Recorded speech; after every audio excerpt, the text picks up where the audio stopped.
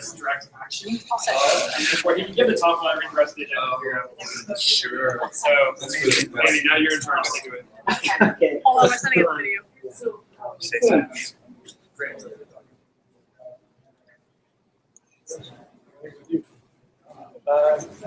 Good in bed. In bed? Yeah, I thought I could go back. So we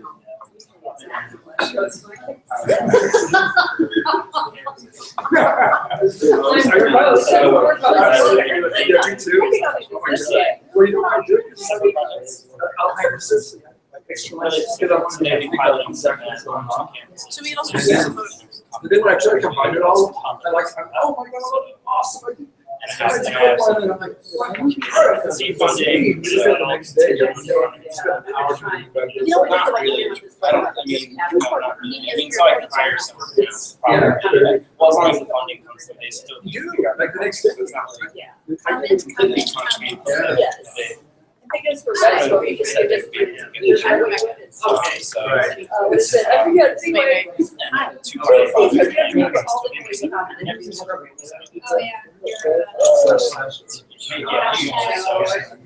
Let's just use the photo booth. We know that works. Yeah, sure. And we can import it in time. But yes, now all right,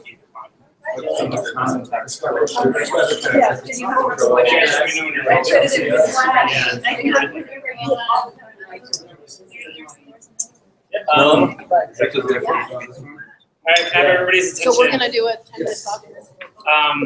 We have some new faces. Most of you probably know each other. Maybe do a quick go around and just say your name Oh, you're recording. Okay. and your favorite language to program in if you program. Oh, well, I'll turn. And if you don't, then your favorite language, period. Everybody hear me? I mean, if Yes, you're sir. recording, No. then What are we doing? Introductions? What are you supposed to do in your introduction? Oh, well, the same thing that I always say. Tell us your name and then something fun about your week. So I just asked everybody to give their favorite language to program in. That's boring. Oh, okay. That's Sure. what I was saying. That's fine. You want me to go first? Or if they don't program, then their favorite language in general. So I was just gonna let Mimi guess first. Oh, So quick names, language. I'm Meme. You'll hear from me. My favorite language is English. Nobody can. Oh, and you can't say something that somebody else understands. Oh, wait. Stephanie got it. You gotta pick it up. I'm Mellow, and my favorite language that I don't get to play with enough is Python. My name's Chris, and my favorite language is actually someone I don't program in, but I would like to learn is Ruby. I touched it a little bit. I really like how it comes together. That was exactly what I was gonna say. My name's Neda, and my favorite language is definitely Sanskrit. I don't program in it, I just like it. It's beautiful. Hi, I'm Josh. My favorite language is PHP.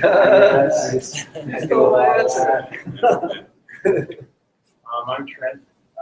My favorite language is Scheme, but I like Scala and Python actually.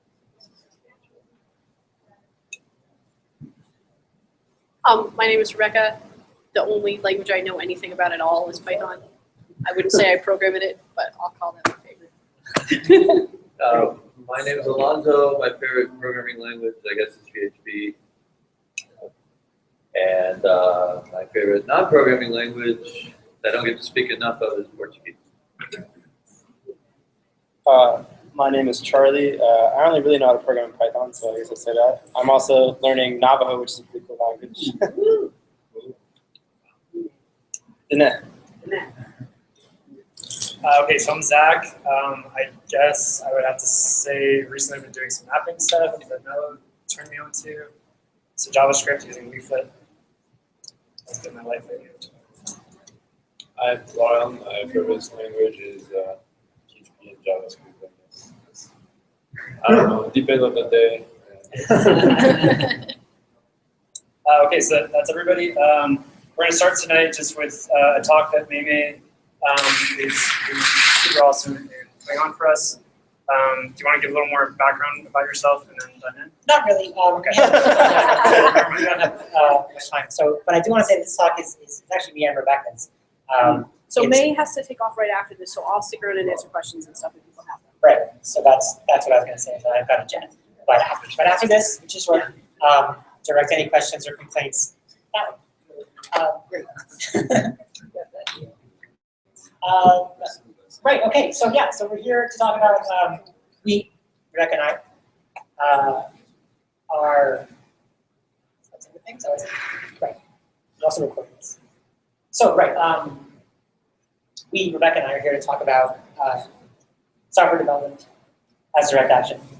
And then the reason I rush is we don't have much time for a lot of reasons. There are big problems out there today, right? And they need solving.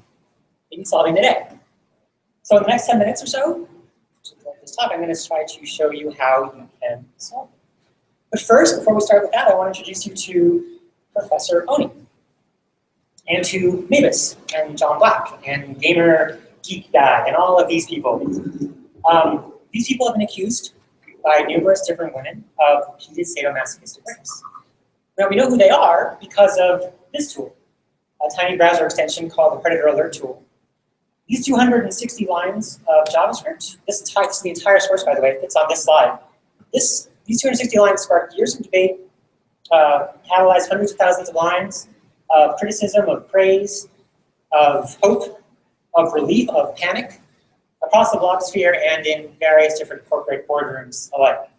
So the Predator Alert tool is one example of what we've come to call direct action software development. The purpose is super simple, maximum social impact. And the method is simpler, minimum quantifiability. So what is direct action software development? Well, first I'm going to assume that you know what software development is, basically, right? You know a little bit about what software development is. It's a pretty basic idea. Write code, build apps, websites, other technology products for use by people with smartphones and laptops. Writing code is, of course, the basic act of software development. There's no code, there's no software. But what is direct action? Well, we found that what people think direct action really is varies based on, bluntly, pretty much how much brainwashing they've really been subjected to all their life. So let me take a moment briefly just to describe what we mean when we say direct action. So when we talk about direct action, what we mean is any action that immediately addresses the root cause of a problem. That sounds pretty obvious, right? Why would you might be asking yourself, why would people spend time doing things that don't address the root cause of a problem? And well, there are actually several reasons for that. Maybe certain actions aren't permitted by an authority, right? So some people will limit themselves only to the actions that they have permission to take. Maybe, for example, they don't understand or they misunderstand the root causes of a problem. And in this case, people will often take actions that they think will help, even if those actions are ultimately pretty pointless. They don't make much of a difference in the end. Maybe they don't have some resource that they need, right? So maybe they lack the skills or the knowledge or the materials to take immediate action. So here's some quick examples of direct action in the physical world.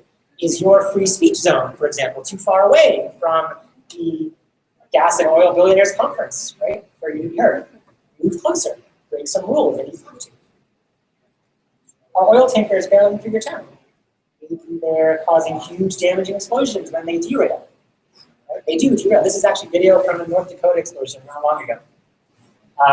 Barricade the tracks. Chain yourself to the barricade. So in most cases, tackling a problem with a direct action approach provides the most immediate solution. Now, it's also, of course, often dangerous or maybe illegal. It is most certainly going to be disruptive. If successful, I promise you, it will piss some people off. But at the end of the day, direct action is the single most effective and the most efficient thing you can do to make positive social change.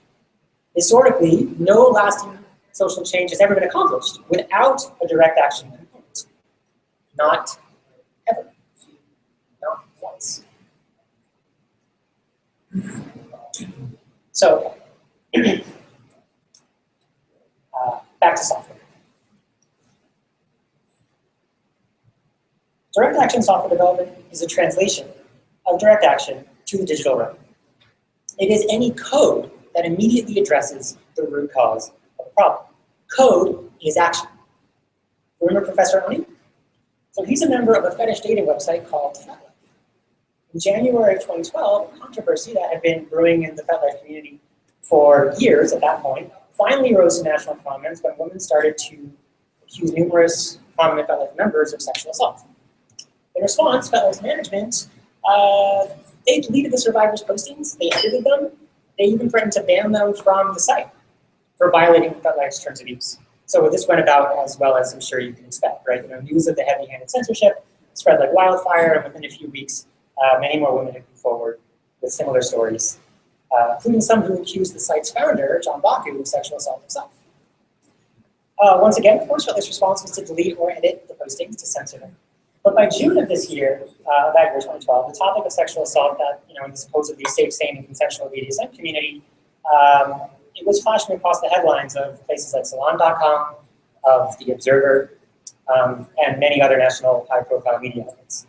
The activists from within the BDSM community at the time had been organizing consent culture working groups for a while, and their membership numbers swelled as well. So first, rape is exceedingly common in the BDSM scene. In fact, even the community's own lobbying groups, such as the National Coalition for Sexual Freedom, by the way, one of their board members is also the community manager, or was the community manager at FetLife for some time. Interesting, they doubled as FetLife's community manager. Anyway, they admit to a 50% higher occurrence of consent violations among BDSM practitioners than the general populace. Now, that's almost as bad as police officers, who also, statistically speaking, are up to twice as likely to commit domestic violence offenses as the general populace. So the BDSM scene has a self-delusional belief that they're all about consent. But in reality, they're at least as bad as everyone else when it comes to sexual consent. And they're likely even a lot worse because of their penchant for eroticizing abuse. So now many submissive people and women, submissive identified people and women within that community, including myself, have been saying this for quite a long time, and we were, of course, routinely ignored. So even during the height of this national debate about the BDSM community's consent crisis, the consent culture working groups were pitifully weak. They had collectively decided that something must be done. What they decided to do was make a petition calling for the removal of a clause in FetLife's terms of use that the site's management was using as justification for censoring rights members. And as is often the case, when you must beg something from a master, you will find that they may not grant your request. 3 years later, FetLife has still refused to change that policy, and they are still censoring rape survivors, unless, of course, those survivors use the predator right. So in October of 2012, I realized that the root cause of the FetLife problem was really just that site management, FetLife site management, to control what users saw on the site when they browsed. Right? They got to control what was available and what people saw when they browsed the site. But the internet, which as we all know was made famous by this idea of mashups, allowed a unique opportunity to route around FetLife censorship in a way that FetLife couldn't control. So I wrote a simple mashup using a public Google spreadsheet, some JavaScript, that enabled anyone to report a negative experience with a FetLife member. And with a mere 260 lines of JavaScript, that information could then be overlaid directly on FetLife.com, like this. So with the predator alert tool for FetLife, the problem with FetLife censorship all but vanished because FetLife users can now warn one another about other predatory FetLife members. And FetLife site management could not do anything to stop it because it was not on FetLife site. Just a few weeks ago, we met a woman right here in Albuquerque, actually, who had used the predator alert tool to report a local master who had been violating the site. The users of the tool began to ask for the same kind of capability in other sites, like, of course, famous dating websites, and beyond that, of course, Facebook. And now there are 7 different predator alert tool variations of this browser add-on, variations of this tool. Each one of these is designed to work with a specific social network or dating website. And importantly, none of these tools were developed in collaboration with the sites at all.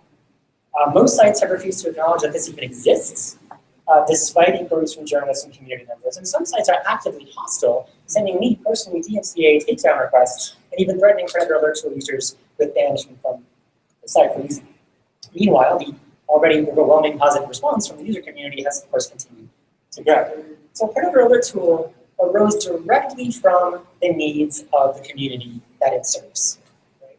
And it enabled that user community to do exactly the thing that the authorities at FetLife didn't want done, or that the users, or the management at OkCupid and Facebook didn't really want users thinking too critically about. And of course, it accomplished this just by implementing that capability rather than asking for permission to do so. Its impact was immediate and disruptive, and it was enormous. These characteristics are indicative of any direct action software development project. So today, in 2015, the petition proposed by the consent culture working groups has still not achieved its goal of stopping FetLife site management from censoring life survivors. Predator Alert tool was able to accomplish that goal in one night of coding with these 260 lines of JavaScript 3 years ago.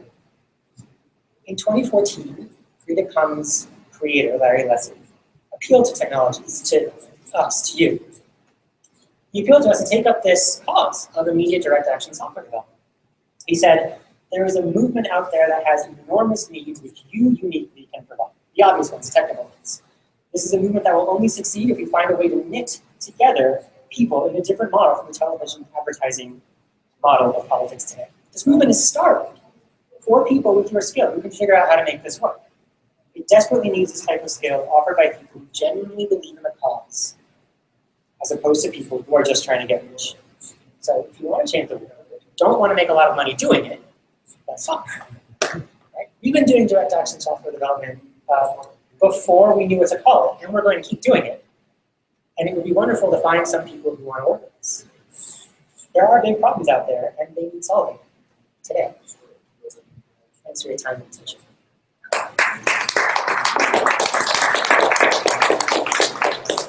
That is all. That is my presentation.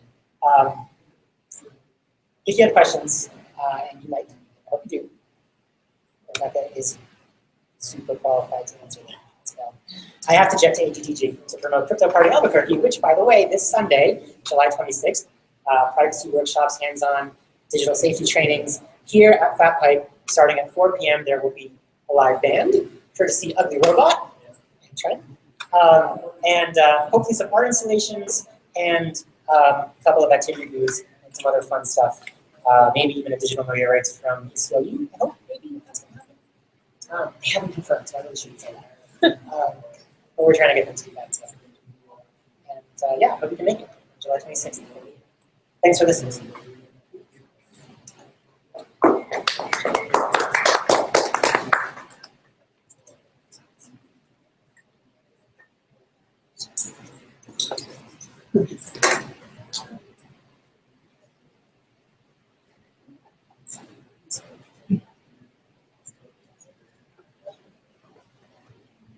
I guess the part of the presentation, is it available? The presentation. Well, we just made a video, so. Oh, okay. Yeah, it's on. As long as the last week. We've got two. It might just be.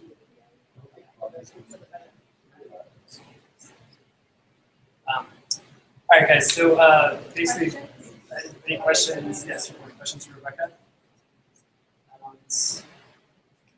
Thoughts? So, and it's not meant as a criticism, just an observation. I guess I'm wondering about, like, your software doesn't allow any kind of moderation at all. Yeah, it's built to work that much. All of it. Okay. Yeah, that's what I'm curious about. But there's no they're built to be able to run without somebody. Also, I mean, ideally, so that like people can copy them and like copy them in a better situation or something like that. And not really. I have a question along the lines. I think this is part of how the software is. So you're on the site.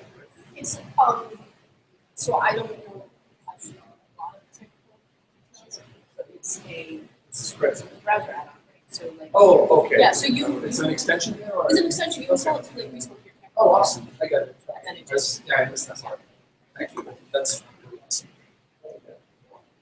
And I just wondered what your next idea for a project. It seems like you guys are on the trail of a lot of things. And so this seems like a really useful tool that you saw the need from. So is there anything on Horizon that's exciting about? the thing that we're working on right now that I'm most excited about is it's an app for, do you know what street medics are? Street medics are people who are trained to do gun protests and things like this. So it's basically like an emergency call app that people can use in order to be able to interface with essentially like emergency responders in their community. so that you don't necessarily need to like call 911. You can call like street medics that are in your community in case of a emergency that would be for. So that's the next thing. That's really good. That's great. Yeah, I'm pretty excited about it.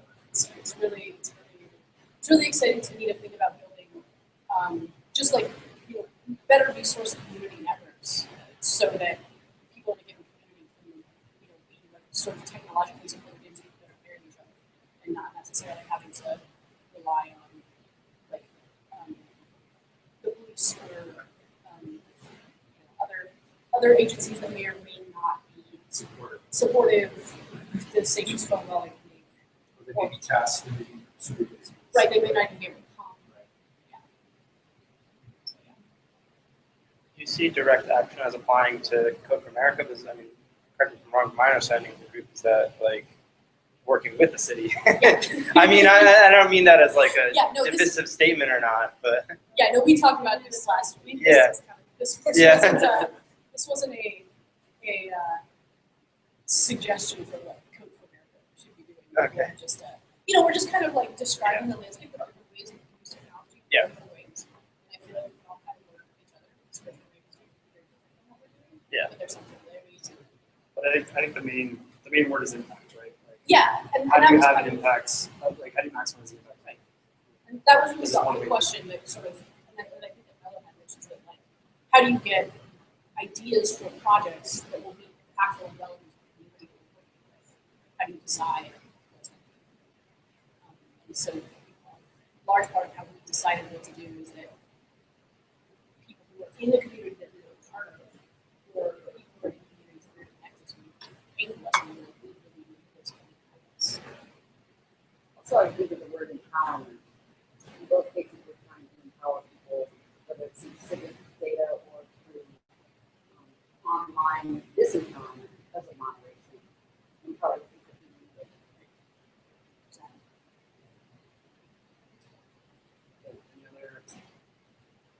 Okay, so I guess moving on, we're a quick update on the open budget project. Some of you were here last week, so pretty much we'll be up to speed. But basically, I mean, we've determined, for those of you that are new, we've determined that our first project is an open budget interface portal where we can basically take all the data from the city regarding the open budget and spit it out in a way that's more user-friendly and eventually have user feedback on controversial debates or whatever if there's anything going on the budget.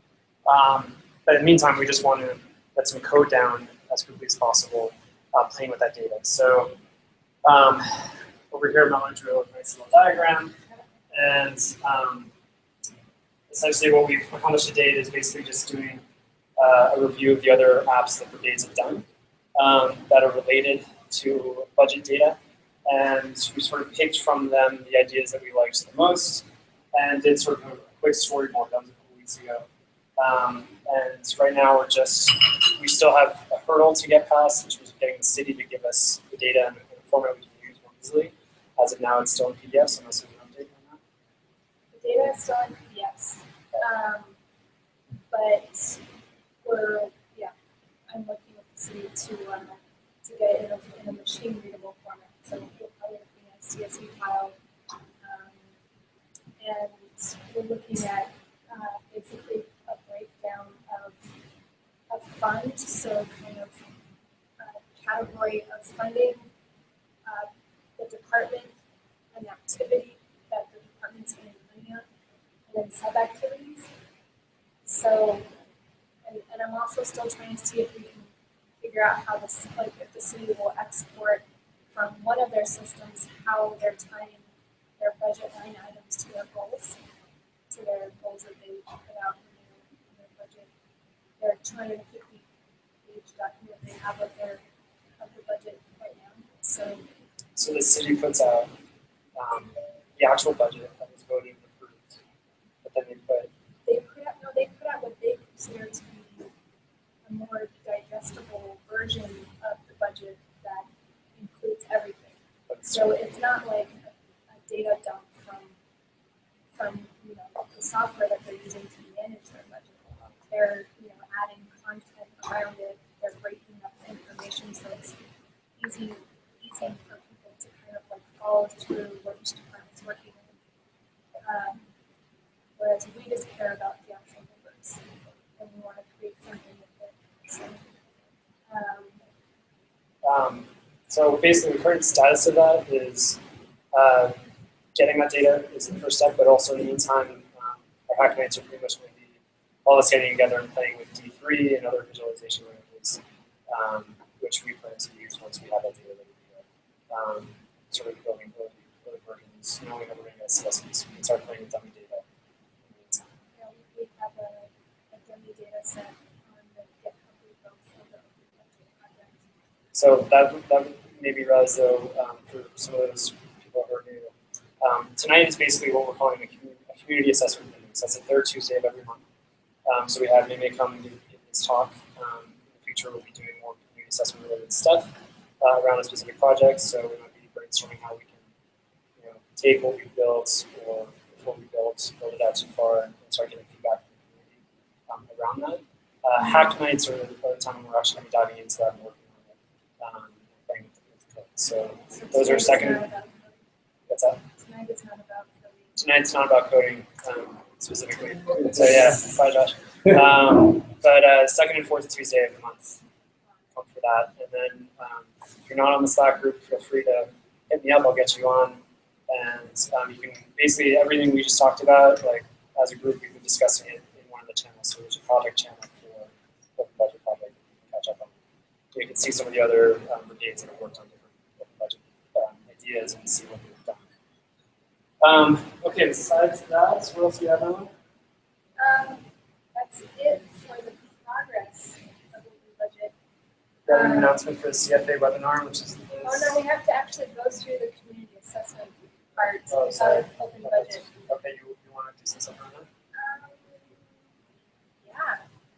So there's only like a handful of people that are already in the Slack channel. So we started a virtual assessment for the Open Budget project because we build like this Open Budget app, right? Like who's going to use it? Why would they use it? Who cares about budget data? That's kind of like the point of tonight is kind of starting to brainstorm what we need to know about end users, who we need to talk to, like how do we ask them those questions, and we'll kind of figure out what we can do tonight or what we can start to work towards and kind of understanding who the end users are of something like this. So I took the information from our virtual assessment that we started and I wrote it down up on the board. So can I make a suggestion? Because I feel like some people might have had to get out of here sooner, like for the. So my thought is, why don't we run through some of the announcements like Brad's and the webinar, and then anybody who can stay a longer time can dive into the exercise. Okay. So quick announcement, CFA webinar, this Thursday. The webinar is on basically what we're doing now. It's geared towards understanding your community, and we're going to talk about ways of sort of walking through the community assessment process. And so if you're interested in doing it, you can go to the Code for America forum site, so forum.codeforamerica.org, or you can contact me or Zach. Get you linked up to that. That's at 10 o'clock on Thursday. I'm sorry, that I'm recording. It's recorded.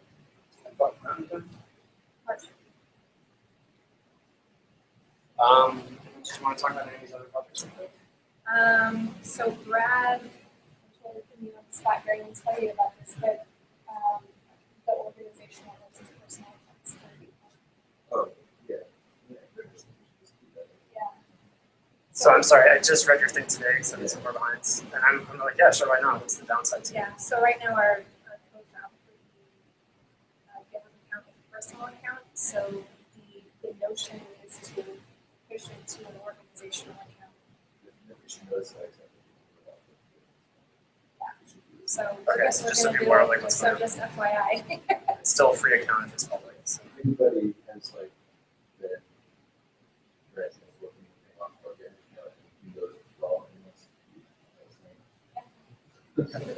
like if it says it's no longer. And there's some other things, again, on the Slack channel that we can work on during the Hack Night related to our website. There's the Imagine ABQ project, which I don't know if Meta wants to talk a little bit about, or speak to a little bit. That's, so the whole point of me writing that down is just that I wanted to emphasize that at our open Hack Nights, there are possibilities of projects that are not code related, people that don't want to work on code. So That we need help with. So like Yeah, strategic we're- goals. strategic goals, we're trying to put that together to submit to Code for America so we can get monies to buy pizza and beer for these events. And then, well, not just pizza and beer, but like food and beer. So that is a project. There's a direct financial reward. Yeah. So we're working on a style guide for all our stuff, because right now we're kind of all over the place in terms of colors that we're using and variations of the logo, so we need to get that locked in. Some updates, like content updates to the website, and then the Imagine ABQ project is kind of a loaded project. But the idea is, one, there's this organization called Imagine that they are trying to build out websites, or they're kind of offering up their platform for cities that have the sort of support from the community. So with enough votes and with enough organizations that are going to support it, it allows people to kind of go to the website and fill in the phrase "imagine," or "I imagine an ABQ ... So being able to put in like things that you wish were here, kind of a brainstorming, like getting people to imagine what they would like to see in the community. So there's a virtual part of that, but there's also a physical board. So there's a few people in the brigade who are not here tonight that are wanting to build a physical board that gets brought out to different parts of the community with a question that they pose of trying to sort of get people to talk about what they want to see happening in their neighborhood or in their area, or things that concern them, or things that worry them, things that they're excited about. So a virtual site and then also a physical board. There's lots of things going on with that, or things that we can work on for that project that are going on, or that can go on at Hack Nights if you want to show up and not come. So I wanted to just put that out there. I think that's it, right? Yeah, that sounds good to me. So let's dive into. Wait, there was one other thing. The city and the county are working on a new comprehensive plan. And they have a lot of they're having open meetings that are open to the public. Yeah, it's on abc-z.gov, I think. I don't know how many more focus groups they're going to have, but they're in the process of it. And so it's Albuquerque and Bernalillo County. They're trying to get a lot of community input. They're not doing as good a job as they could, but it's somewhat understandable. Yeah, they've been holding focus, 2 to 3 focus groups like every day for the past 2 weeks. I'm going one this tomorrow. Yeah. I think it's an important one. Yeah. But they're really looking for, I hope it's going to go in a humane way and that has enough support. I think it will go with the way. Yeah. So that's at 3 tomorrow down right here at the Albuquerque Exposition. I've gone to 2 of them so They offer far. auto transportation. Yeah. I've gone to 2 of them so far, and like one of the refrains that like keeps happening is like, how is this actually going to be implemented and have any impact, and why should we be here? And that's like a big concern of a lot of people. But they do have good motives. They want to like engage the community and have input. So it's basically a government task force. It's like a So- combined county city. So a comprehensive plan is something that governments do every, 20 plus years, and it's meant to set out the vision for the future of Albuquerque. So it's like, what do we value in our community in terms of transportation, quality of communities, environment, public health, things like that. And then the vision lays out, sort of like principles and guidelines, and then that's supposed more specifically that gets implemented in terms of things like zoning and sector area plans, and those are more enforceable. They are doing the zoning part of it at the same time. So it's a way to say, you know, for example, like if I live in a rural area, I want it to stay rural. If I believe that mixed use development is like a way of preventing sprawl, for example, because if you have like a lot of businesses and residential and other things all in the same area, you're incentivizing people like not to go live west of the river and then create traffic jam across the river. So it's like things like that, like what type of development you want in your community and neighborhood. So those are questions to be addressed. And my neighborhood association is talking about it, it's called a master plan. Yes. And they say that that's, you know, with the solid city master plan, it said we're going to do a homelessness, and they did, or they're very close to it. So I guess they're holding that up as it can make a difference. But I understand the frustration for sure, but a master plan that says a commitment to zero homelessness is a whole different one than saying, well, we're going to talk about zoning. You know, so I think it has the potential Yeah. to be good. Yeah, it depends on like, what happens, and also how much community participation. Like the more people that have involved, the more legitimate it gets. Yeah. I can tell you from experience in putting together a master plan that getting people to actually participate is really hard. Yeah. And so the more people that show up and give input, even if it's, you know, eccentric input, it's still, I think it's still really valuable to the people that are looking for these master plans. Yeah, for sure. And that's tomorrow. We're at 3 right Tomorrow, 3, but it sounds like they're also doing. There's some tons of them. They're at the tail end though, so I'm not sure how many more are I just left. know about the 1 at 3 at the. But if you go on, I think that's the name of it. I mean, you can also just search comprehensive plan Albuquerque might come up. I can look it up. But yeah, they should have like have a list of all the different focus groups that are going. I probably should have said something in the Slack group. Gosh, that's not.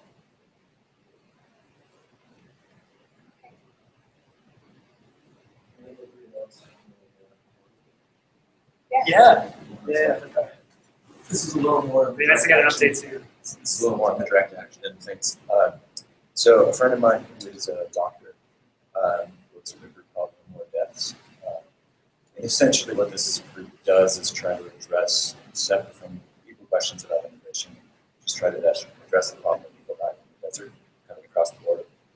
And so what they do is and they have a partner organization on the other side, where they essentially try to identify where people are going and when people get lost to have tools in place to help locate them and get medical services to them, and also get water, so we do like water drops in places that they know are high traffic. And so I actually just got an email from my friend this morning saying that he went down there last weekend and mapped an area of the New Mexico border. And apparently somebody had just gotten lost there the day before and had been found. But you know, this is actually like a life and death situation for these folks. The reason I'm mentioning it here is because it may have that stuff going on. That people are really mapping, interested in mapping, tools like that. So this group's been working in Arizona for a long time and across the border for a long time. They've not been doing much in New Mexico, and they just started to ramp that up because the numbers here are growing. I think largely because Arizona is becoming so hostile. And so they did their first trip last weekend. Is basically they're wandering around the desert taking photos of landmarks and GPSing them. So that then when a family member comes in and says, my brother went missing on this trip, they can start just showing them photos and say, like, does this and stuff that you know. And so they're doing photos in person for stuff like that, and then they're also doing some Google Earth analysis to try to like identify landmarks from above. So they're going to be making another trip. Yeah. Have they used that technique?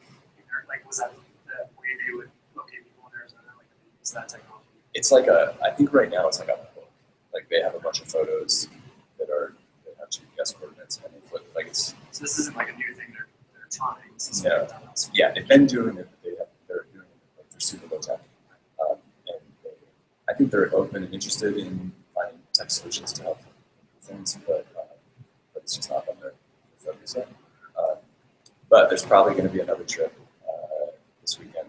If anybody's interested, let me know. I probably won't be able to make it, but they're it's basically hiking with GPS. So if you're not like super charged up to get involved with the cause long term, it's like you go for a hike. So. Are they going through, obviously, through?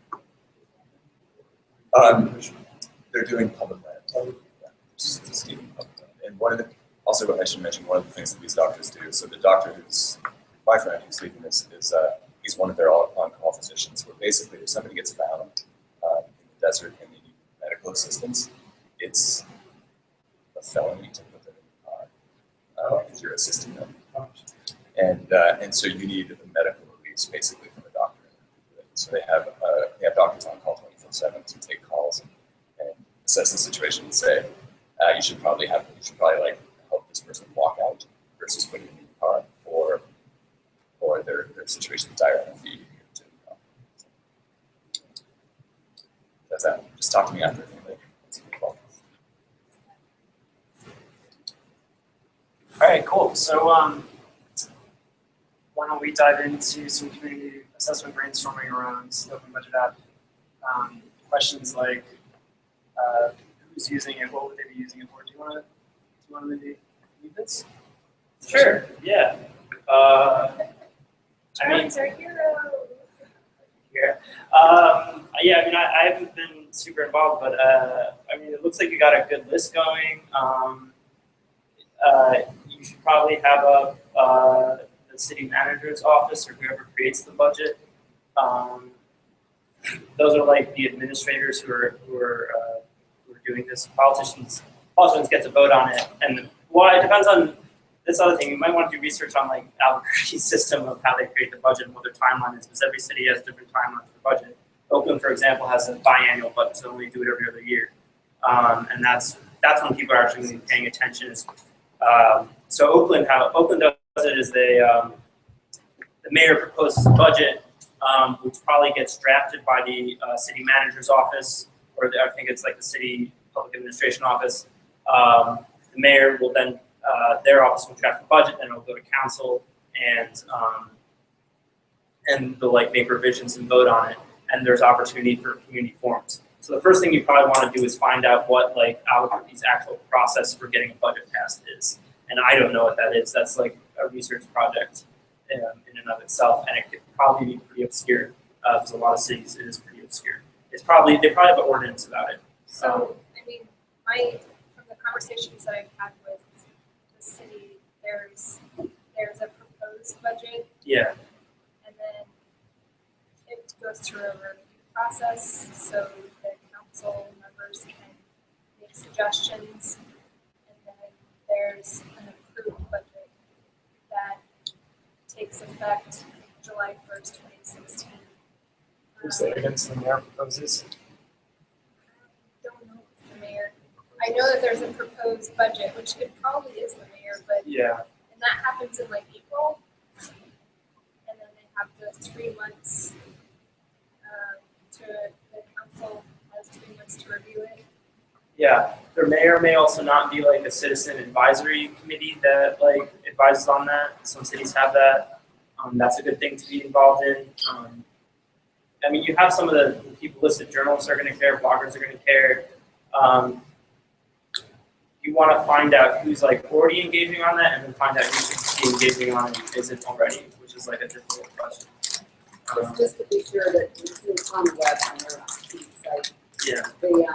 That you write a city budget ordinance each year, the mayor proposes the financial budget to the city council by April 1st. The city then approves or makes amendments or the budget, and then they have public hearings, and then the fiscal year runs July 1st to June 30th. So they have to approve it by July 30th or June 30th. They have to June 30th. They have to approve it by. It doesn't say, it just says, see the city council schedule for the time and location for budget meeting. But it's all, I'll put this on the Slack. Slack, that'd be great, yeah. So just like the other here, so the mayor proposes by the 21st or the 1st? April 1st, you have to propose a financial budget, to the city council by April 1st. And that gives them, like, June, July, maybe June, really, 3 months to look at it. Yeah. and argue about it, take citizen input. Yeah, I mean, you want to find out who's running the public hearings and then ask them what people normally come to the public hearings. Um, So is this right? So was there city advisory council? yeah, There's called, there's, what I said was, just as Yeah. Carl said, there is an ordinance, it's called the city budget ordinance.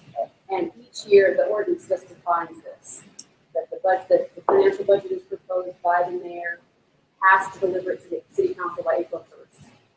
And then it has to be ready by July 1. So nothing about what happens in between.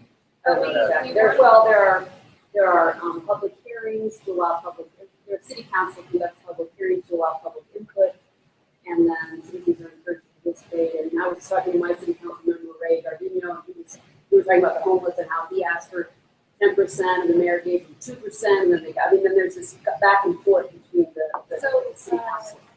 under the who, so we have local politicians, but maybe more specifically, city councilors. This was actually something, so, I mean, I have kind of a question related to that, but, so I heard through the grapevine that there are actually, so the city has their budget data kind of on their website. They have some pretty charts and stuff. And the reason why they have those charts kind of outlining that this year's budget is because Mayor Barry approached the data team with the city and said, I couldn't find anything on the city site about the city's budget. And so the mayor, when he was running, so like politicians that are running for office don't actually know that much, or don't seem to know this. A lot of them don't necessarily understand that much about the budget. Like they have people working for them that understand the budget, but they don't themselves. Because they have to go into the weeds to like go through all the numbers and like get the data. Right, and so one of the questions that I have is just having budget data in sort of an easy to digest format. Is that something that is beneficial to people that are trying to run for office? Because of the fact that they're not the ones that like they don't necessarily actually understand the budget stuff. Like they're trying to take care of other things revolving around running for office.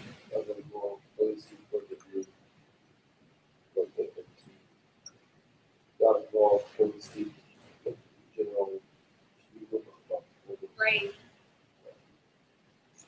You should ask them. It might not be because it's only important to them if it's important to the people that are trying to get to vote for them.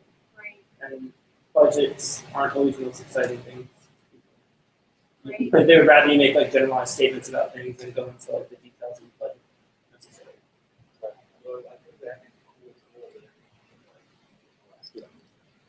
That is kind of the point of the data visualization.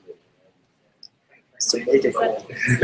Yes, so maybe you can make it something that they should care about. Tie it into social Have you media. heard anything, like, I don't know what sort of software you map this out with, like mapping out budget line items to goals, like it's in that huge document.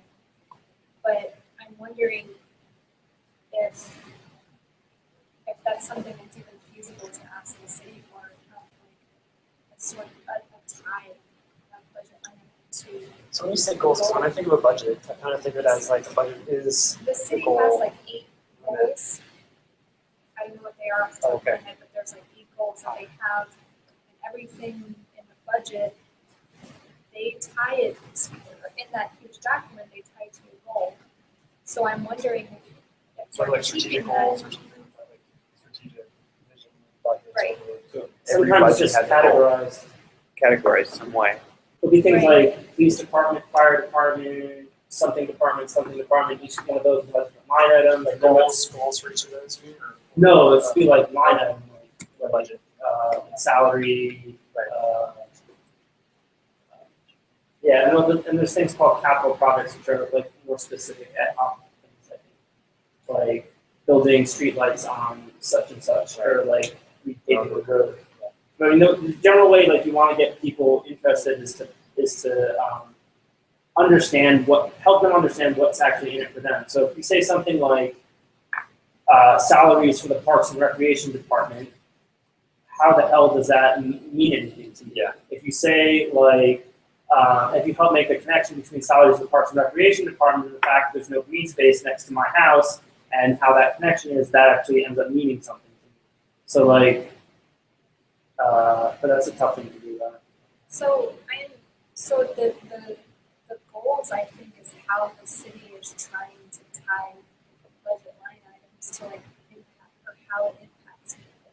Yeah. And so it's in that giant PDF, but I'm wondering if there's, the whole like what can we do tonight? I'm wondering if maybe there's a project that there's no programming involved that can help tie those things together, or to help kind of create visuals that have nothing to do with numbers that sort of relate these goals to like how they affect people. So I'm writing this on here, and I think it's what I'm doing, but kind of cool to be able to tie funding. Maybe, I don't know if you want to do this with city budget. Like geographic Geographic. location. So sort of like, So yeah, showing region and city proportion.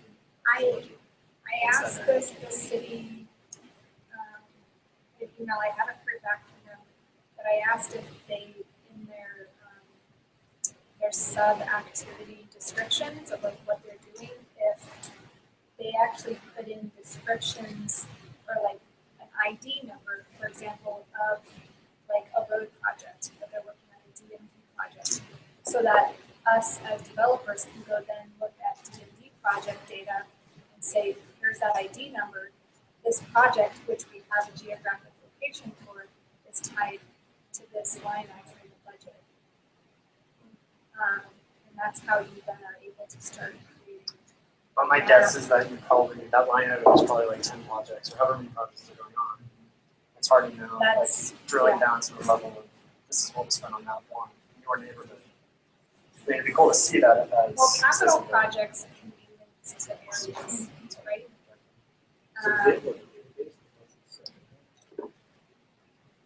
Yeah, I don't know what kind of software they're using to manage their budget versus their goals, and so I'm just fortunately they're kind of asking like, well, what are you looking for? So the first thing that I asked for was a breakdown of the funds, the department, the activity, and then the dollar amount that goes with it, so that we can use that as a starting point.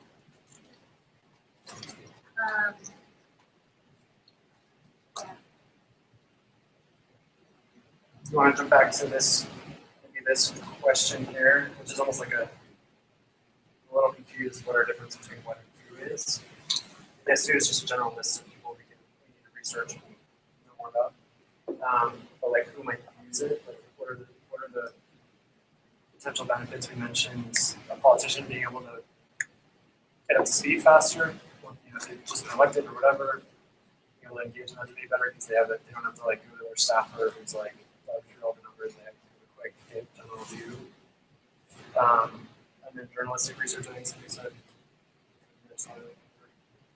Are there any other potential stakeholders that would, other than just saying like the general populace, but like a group we could go to and sort of try and do? One of the other things that's already on that list is organizations that have contracts with the city. So one of the so Heading Home. So that they're an example of a nonprofit, but there are also for-profit organizations that have contracts with the city. And I believe that contracts the city has it's an open data set, so we can go in. We could we can actually look at all of the contractors. Anyone that has a contract with the city, we have access to that information. So tying that in, or Well, I think it's beneficial to, so like if I have a contract with the city right now to like do GIS support services, I'm interested if like they're gonna continue to fund that. So that was kind of the thinking with that organizations who already have contracts. Or I have a cause that I work towards and I'm a nonprofit, well, is the city gonna be doing something about that? Or are they gonna be designating money towards that? Or places like here and Epicenter, like they're really interested in economic development. So they want to know if the city is going to have funding to like be available for this. so this is bringing up another question. You're saying going to in the future, like we're talking about the proposed budget. My understanding was that the only data we're sure we can get in some form is the historical. So after this process, what's been approved, then we can. So I asked them if they could give us the approved budget for 2016, for the fiscal year of 2016, which means starting July 1st of this year, which is not historic. Right. Because we still have 11 plus months left. So that's what you mean by I'm a contractor working in this area. There's funding available for this kind of work. I can go see if there's a job available. I can bid it. There's one really- Seems like I have a feeling sort of have a hammer with a big nail. Like we've got this thing called the budget, and we got to figure out who's going to want to use that, who's going to want to do it. And I, as soon as you said budget data, I thought it was a great idea. So I'm all for the idea, but I'd like to understand who's going to benefit. And I had the idea of maybe talking to the other cities who've done it. Open in Code for America, maybe, like who's done open city budget data and who's done the people that have benefited and what do they like about it, and that might give us ideas of who we could then talk to if we said, oh yeah, it's the best thing that ever happened and changed my life or something. This is what about it. Because I can't say, oh, I certainly think of all the nonprofits, all the community, New Mexico Community Foundation, all the big gets money. Everybody wants to know. There are a lot of stakeholders, but I can't say, oh, this is the Exactly. I don't know who that is. I feel like that hammer going, who needs this? I would start by talking, so there's a management and budget office in Albuquerque. The budget officer is Gerald E. Romero. He's going to probably be the guy who drafts the budget for the mayor or whatever. He's also probably going to be the guy who is at most of those public hearings, which means he'll know the general idea of what type of person comes to the public hearing. That's a place to start. It's not perfect. But he's listed, it's G. Romero at CABQ.gov. So, I mean, I'm happy, I could set up a meeting if you guys want to.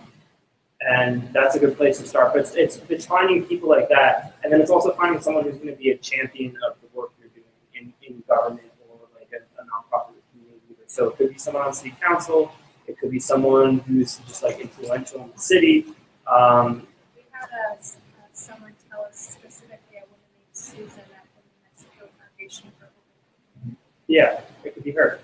And she, like, sit down with her and try to do what you're talking about, which is map out all the people who actually care about this. Because there's going to be someone who knows that information. It's just finding that person. And it could be a couple of people. So one question with this idea in general is, to me, is like, is there not some value to approaching it just like, let's just build an open-ended thing that then, I mean, to some extent, like if you're trying to do too much for too many people, and everybody can use something of it, then maybe we try to just make it a simple, sort of stripped down, you're not going to dive in and find the details of your specific use case or your specific need from the data. You're going to get a general overview, and you can get a little bit of detail, and then you can get contact information to find out more. Like, I guess the question is like to what extent where do we limit the amount of research we do to drill down to get that small group of people that we can really nail and like they're going to love us forever? And to what extent do we say, okay, we've done enough, let's just build something, get it out there? Well, I'm not saying I agree with either way. I'm just sort of putting a question out there because we could work forever doing the research behind it. Well, think about how many meetings we have designated towards this conversation versus actually building something. Right. We're meeting twice as much every month, actually billing some as we are doing this. So, True. like, That might be enough. Is there a way to build something that's fairly sort of broad and put out there? With the cost structure? Yeah, so as we go on and start this process. Yeah. So I guess this kind of goes to your question over here is what can we do tonight, and maybe this is really what can we do at the next half hour?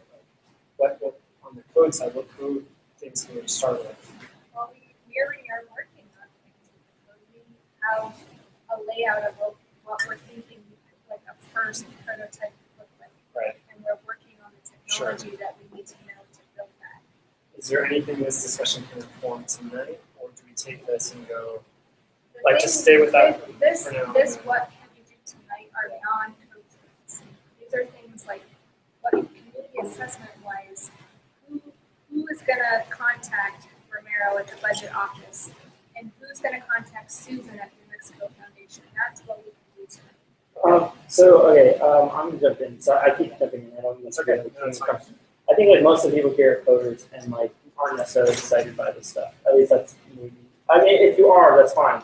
But there's enough overlap with what I'm doing for CivNet to take the lead on this conversation because I want to pilot it in Albuquerque and I want to pilot around a certain issue. So like talking to people in the city and community leaders serves my own purposes. So like I'm happy to take the lead on it. I'll post in the budget group like every time that like I set up a meeting, and like I'm happy for other people to like take initiative. And like if I say like I can't make this, then let's make it like over the meeting, and then start mapping out the community. And I mean because I put on the product that I'm building, but the product that I'm building basically addresses what you said, which is like we don't know who these people are, and the product I'm building is a platform that helps you figure that out without having to basically do what I'm going to do, just talk to 20 different people and then map it out manually. Right? So it serves my purpose enough to take it. Okay, cool. Thank you. So then I guess if nobody else has anything to add, I was going to start off. Sure. Yeah. So it sounds like the conclusion is Mello, I got a question actually. What do you know what kind of access we have to historic data? How far back?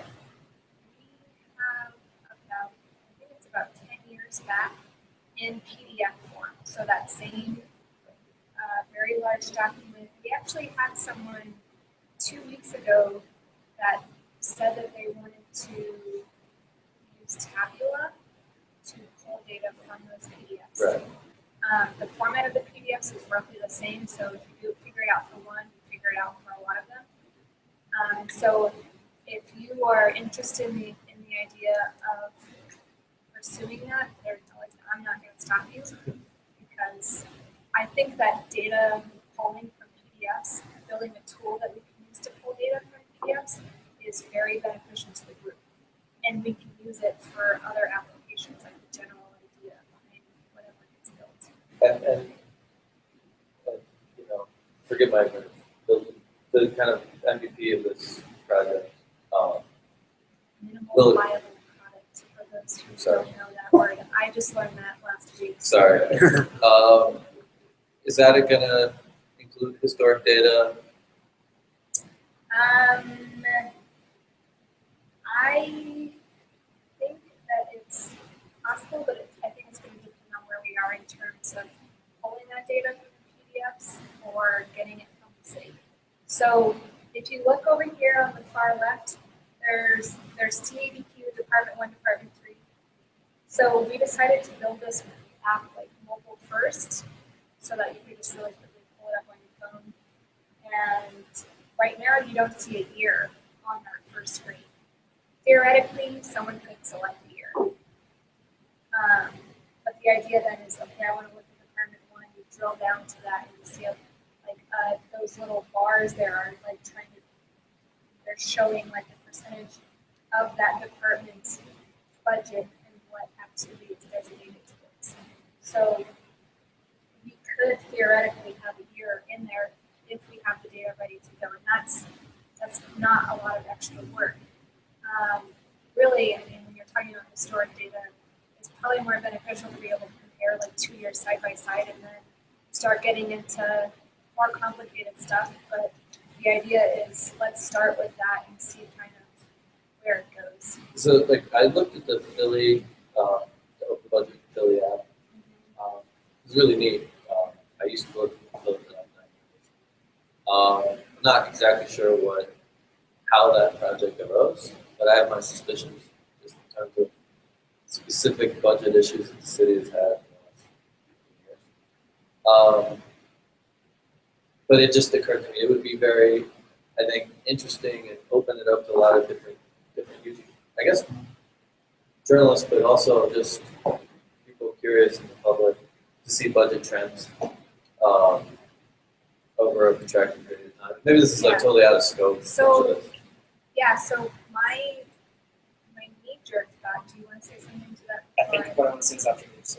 Okay, so these hack nights are meant for people to play with their ideas related to open budget and data visualization. So we have a data set like from Philadelphia that we can play with.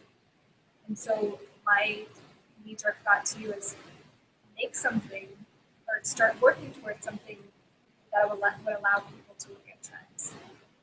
And thinking, again, that sort of mobile first thought. Pretty cool. So we looked at that, and that's like that's Philadelphia's city. That's one of their open budget So, sites. What was They're funny more though is than that one. when I first looked at it that night, when we were sort of storyboarding some ideas, I was like, "Oh, that's so cool!" And you can move the circles around, and they all like Yeah. change. That's But then after like 10 minutes, I was like, "Whoa!" Like I'm dizzy, and I actually liked the other letters. So Like getting information across, right? Like look at the animation graphics. Exactly what you're looking for, not just one MVP. Several So tiny this I would argue that this right here is current idea for MVP. But I think that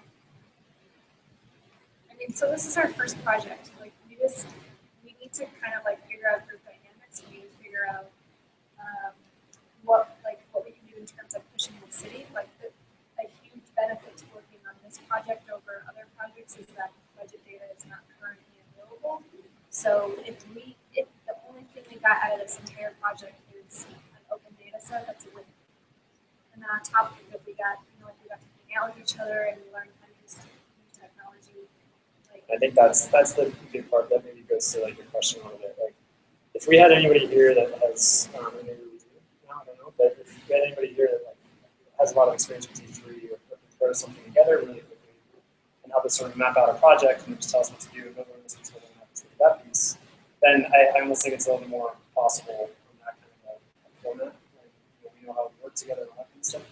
To say this is MVP, we're gonna hit it. I'm just thinking out loud. I don't know, totally. You're right, like I'm not. Yeah, no. But I think what Mel's getting at is as far as like, come to a Hackman and just start playing with the technology. And then while you're doing that, we're generating ideas. You do one version that's got some cool ideas. You don't even necessarily finish it, but then we incorporate it into Mela's version, and she's got some ideas. And we sort of, it's a little bit more decentralized that way. And then by the time we're sort of like, hey, we've got some cool ideas we're playing around with. Charlie's coming back to us with some feedback. Some other people are talking to journalists or whatever, coming back with some feedback. Now we can put those ideas together in a way that it's needs, and then we can sort of centralize like who wants to work on this more concentrated. Or maybe, This is our maybe MVP. We're going we to try to get an MVP ready to like just to show people to get feedback. Yeah, so I want to tell them that, like, if I'm going to go to meetings with people, it would be super helpful. It could be like a PDF mock-up. It doesn't have to be like anything functional. Or it could just be one of these other sites that definitely like that, so you can like copy the notes that I can show to people. That's going to be extremely helpful. So Yeah, it's like 1,000 words, like they say. Yeah. The other thing is too, what is that of your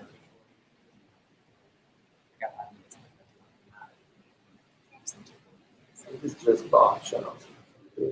These bar shots is very pretty straightforward. Just play with these little details. This is the most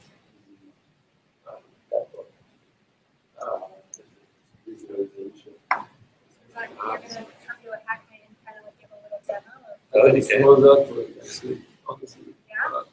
This thing, I think so. If I have the data like CSV or CSV, I do it. I mean, honestly, like, I think I mentioned this to Zach like a while back, but I was thinking about just spending the night up and building just some really lame prototype in WordPress, like using some WordPress plugins. Like, I know that maybe it has an interesting CSV plugin that's open source, and I was like thinking, maybe I could play around with that and just have something And I think in that's- WordPress. I think that's sort of like, Yeah. until we're doing something that's like the official code review. Yeah, because that's the other thing too, is that, eventually, if we're gonna like build projects, they need to have an owner that takes care of them long term, or that is like a champion for them that they're using within their organization. So, like, I think there's a lot of benefit to us, getting familiar with it, seeing what we want to do with it, seeing where the need is, and along like the process of figuring out who the end user and the owner of something like this would be. So this is not like, with this project, it's not very like cut and dry, like, this isn't, it's just not how it's taken place. So, So other cities have built this essentially, right? And so why are we, I mean, just a There's curious sort of question. yeah, so I would, Why so would- I can why share did the you link fork with it? you, and I would encourage you to use those budget sites. And from a usability standpoint, Uh-huh. like, be super critical and think about, is this really that user friendly? So we're trying to go at this with, let's build something that people can actually use, because visualizing data does not mean, like, making something where people can visualize data does not actually mean you're doing a good job. Like, Yeah, you're I doing agree. something- I think like, so that one that I liked better than when you pulled that, I liked it better in terms of just being able to see some numbers, but the way she organized the numbers could have been better to bring it back to the point of like, how do I tie this to a daily life? Like it was sort of, here's your budget category. It's like, what does that mean? Versus like diving. When we mapped it out that night, we ever done somewhere, then when we walked away with it, felt like we wanted to be able to connect it to your actual data. So she did a bunch of work on it, and we can fork it and build off of it. Right, and just like, we can copy and There's paste a a lot lot of their codes, but we're not just like duplicating someone else's project. Yeah, no, I get that. I was just curious, like, Use that as a standard.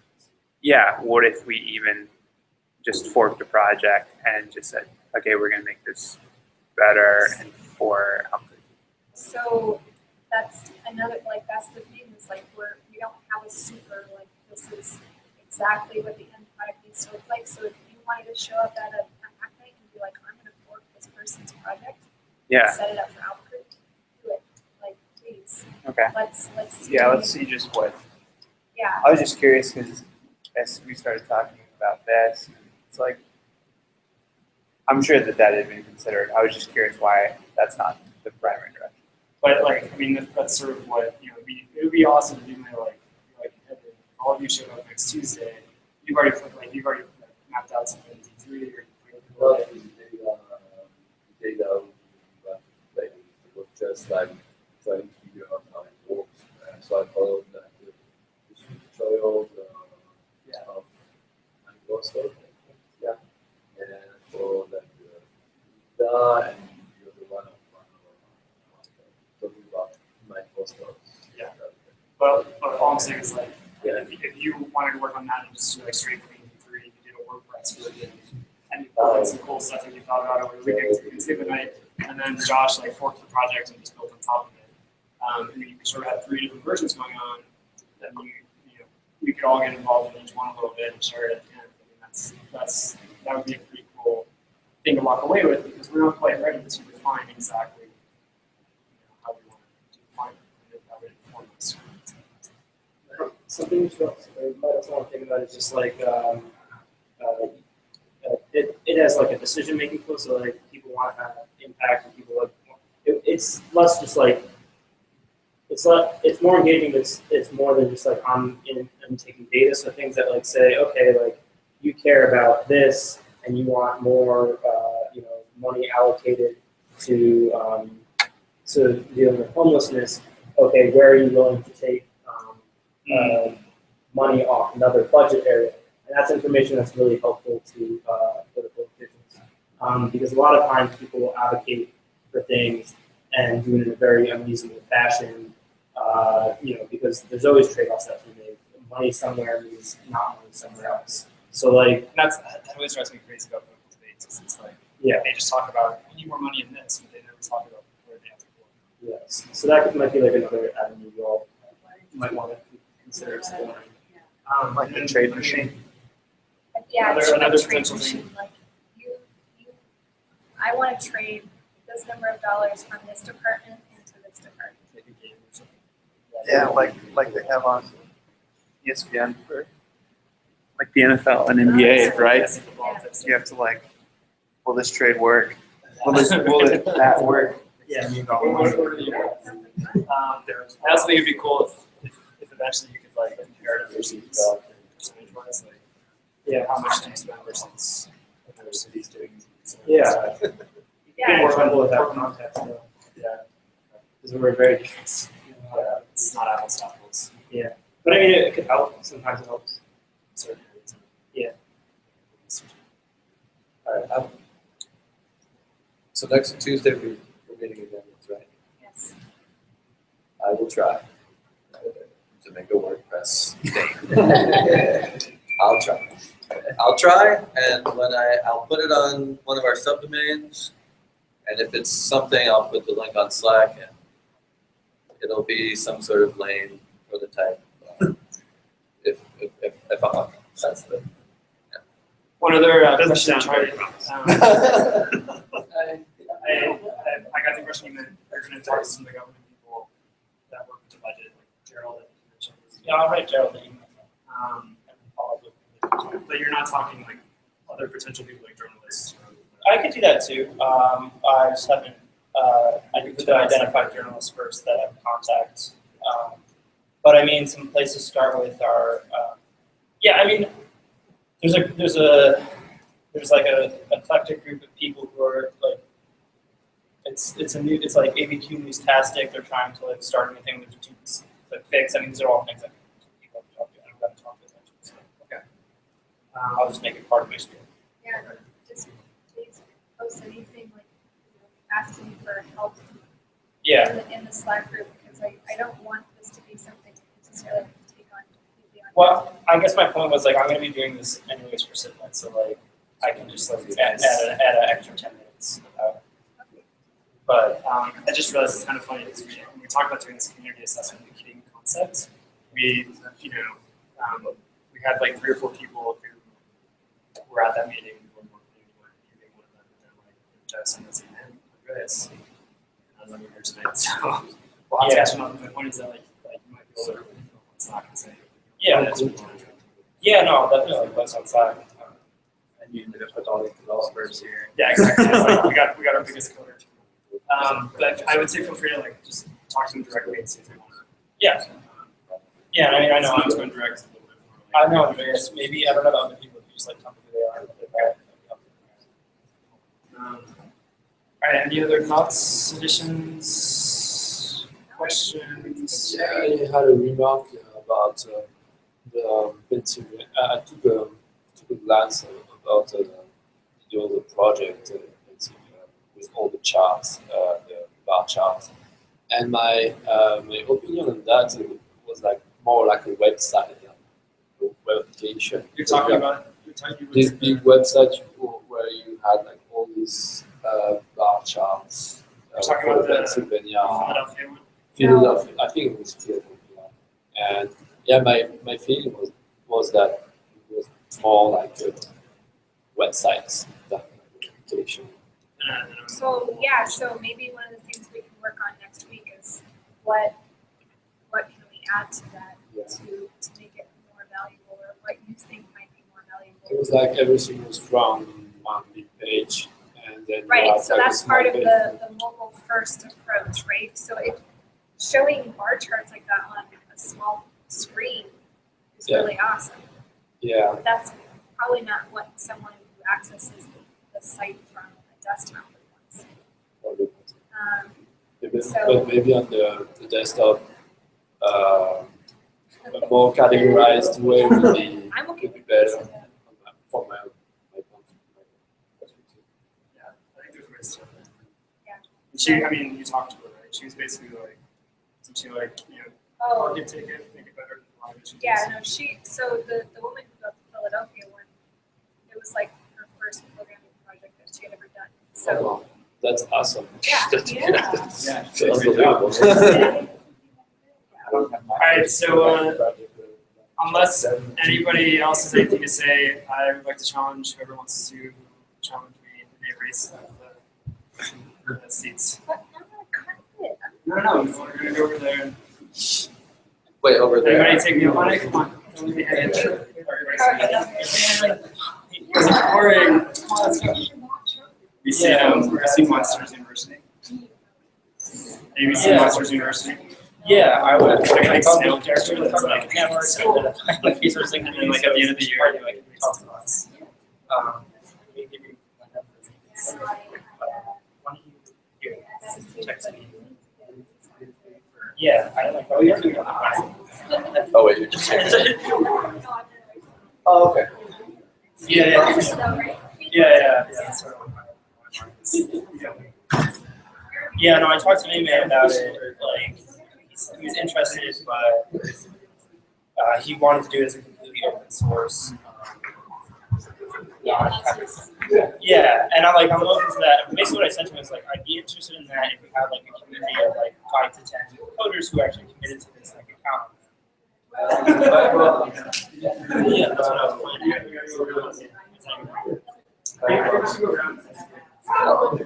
I think you need a pace car. Check your flag. Yeah, I mean, it was wonderful, just like I went to this thing. Yeah.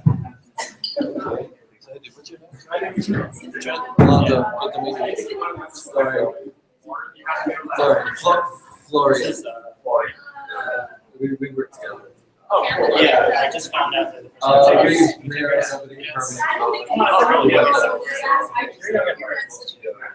We're doing mostly WordPress. But we submitted